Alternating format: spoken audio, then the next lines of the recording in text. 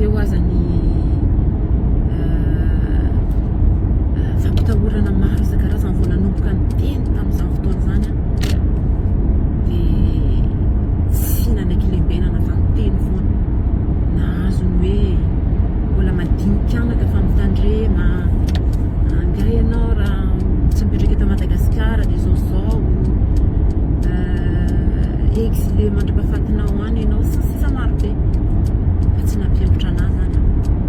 misy sacrifice koa tao anatin'izay a tamin'ny fianakaviana fa tsy maninona mihitsy fa tena hoe fitiava-tanindrazana nanaovana le izy a dia natao tsy tampatahorana mihitsy dia androany a nanao an'ity vidéo ity a satria tena faly be tena faly a fanandresitsika malagasy mitondra ny anjara biriky keliko na dia kely bitika fotsiny tao anatin'izay ary fierany amin'izany na dia bilitika kely tsisy dikany ary dia fiera fa nandresin'ny malagasy dia mankasitraka be da be anareo rehetrarehetra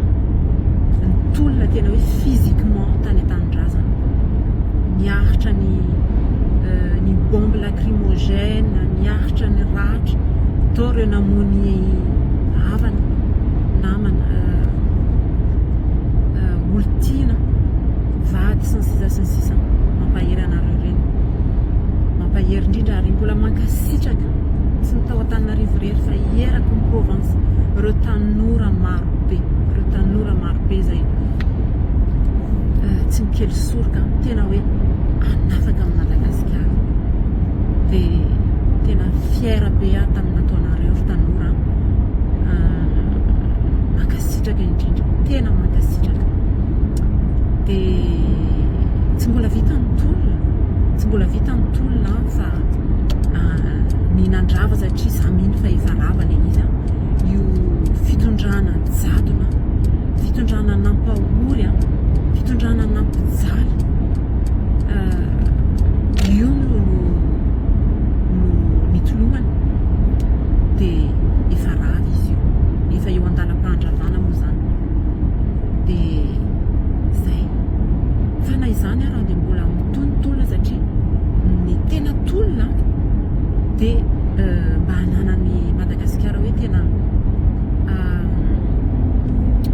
ina moa zany tena hoe hananany Madagasikara fahafahana tanteraka dia ny fanovana rafitra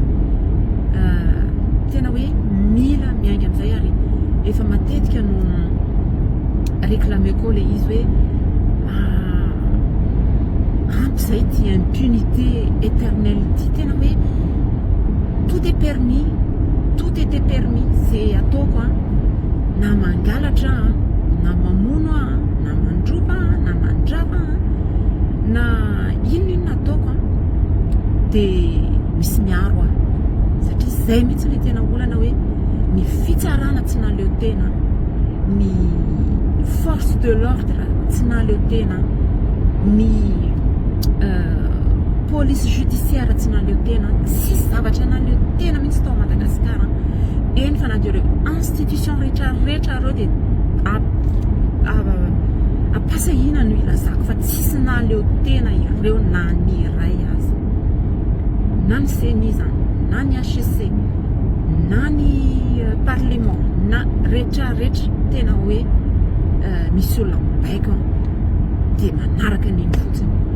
na dia atao hoe ny lalàna no vidiana teo anivony na dia législation teo anivon'ny anteminera-pirenena raha dia tsisy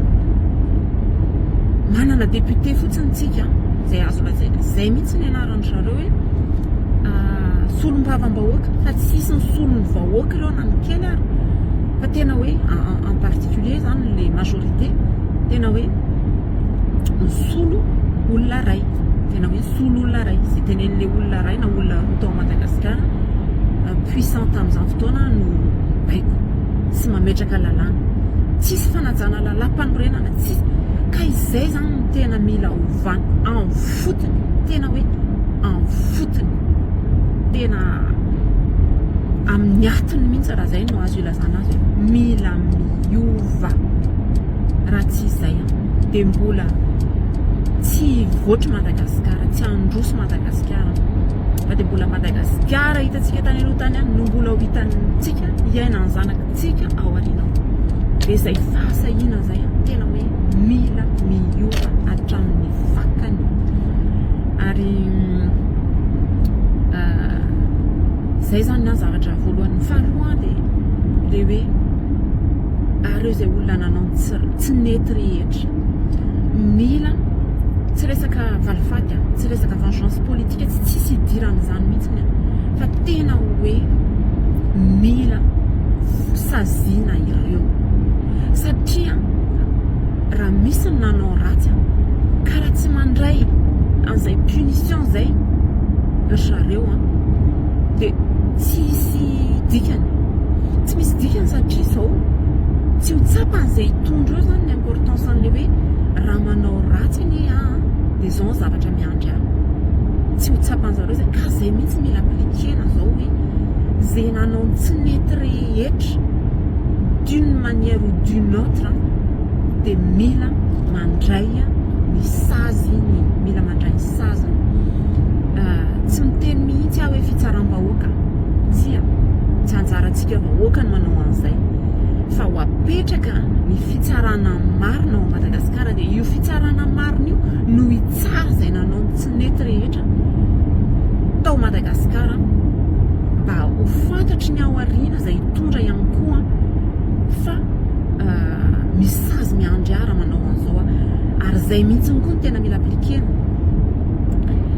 ny tsy fisian'izay dia mbola ampanjakany kaporaraka ampanjakany kolikoly ampanjakany fraude ampanjakany zava-dratsy rehetra izay tsy mampandroso Madagasikara dia izay zany mila aplikena hoe mila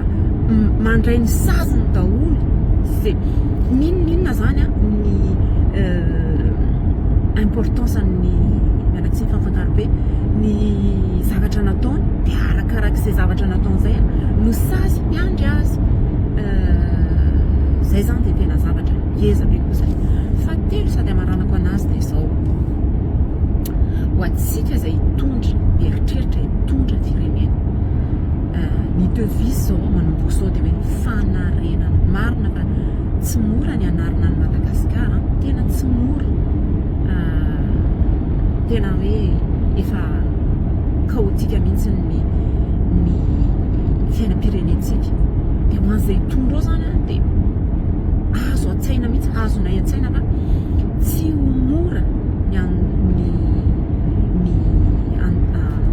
amerina ny Madagasikara amin'ny toerana isy azy dia zao zany ny ampahirezako anareo hoe rehefa mandeha amin'ny fahamarinanareo rehefa misy finiavana hoe fitiava-tanindrazana no mibaiko anareo tsy misy intérêt personnel tsy misy intérêt personnel ary zay no ahitrikitrika io indrindra tsy aokare mba tsy hisy intérêt personnel ny hitondranao Madagasikara aoka koa ny fieritreretana foana hoe namako zanako ny neveuako ny niesiko ny tonton tsia aoka izay olona manana capacité hitondra Madagasikara no hitondra aoka izay ty fametrahana olona izay na dia fahita fa tsy mahay na inona dia omena toerana satria hoe zanaky ny anona kosa tsia aoka izay stop tena ampy izay fa izay koa dia isan'ny nandetika tanteraka ny Madagasikara tao anaty antsa fametrahana olona tsy compétent eo amin'ny domaine anankiray faharoa dia zao ny amin'le troisième partie zany dia zao hoe aoka izay ny fieritreretana hoe ultra puissant dia sisy dikany zay rombaniko rehetra fa tena aoka izay ny fizahozahoana aoka izay izay ny fréare ihany, aoka izay ny fiavana vonana, aoka izay ny tsy fieritreretana ny hafa fa mieritreritra hoe zahako ny eto, za no mitondra izay tiako atao io, ampy koa zay, ampy zay super pouvoir zay hoe anay io, tsy anareo mpitondro Madagasikara fa any vahoaka, zay dia aoka hipetraka ao antsika izay mieritreritra hitondra, tsy anareo mpitondro Madagasikara fa any vahoaka, omena pouvoir fotsiny nareo hitondra sy hitantana fa tsy anareo akory Madagasikara. Ka zay zany mbola ahitrikitriko hoe aoka zay izany fieritreretana hoe tsy maty manota za zao zay, fa tena hoe tsy eritreritra afa-tsy ny amin'ny fampandrosoana Madagasikara irery ihany. Farany tena indrindra aka exemple kely fotsiny satria moa tena mipetraka ty amin'ny tany mandroso dia mahita ny zava-misy aty dia tsy haiko nareo manome exemple fitsikelanareo fotsiny ny any Allemagne ohatra, ny any amin'ny pays nordika ty amin'ny firenena mandroso rehetra zany dia jerenareo tsara fa tsy mba misy hoe mitondra firenena izy dia lasa manan-kare be. Raha mahitinareo tsy mahita an'izany maloha ty fa ny appartement kely zay nanana ny fony izy tsy nanana pouvoir no appartement hipetrahany rehefa miala eo amin'ny pouvoir izy. Nandritra ny pouvoir zay netiny tsy mba nanana tomobile na 300 000 euros na ohatra zany fa tena hoe tomobile normal ohatrany ny vahoaka rehetra ihany, ny fiarany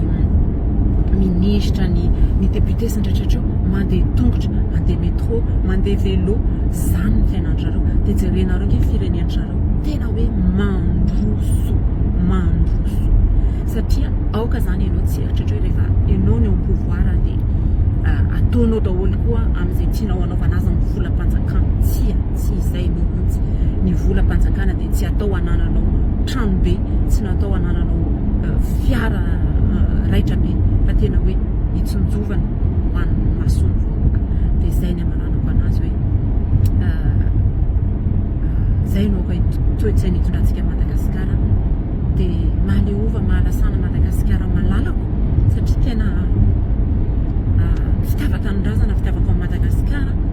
no mahatonga tsy nijanona teto dia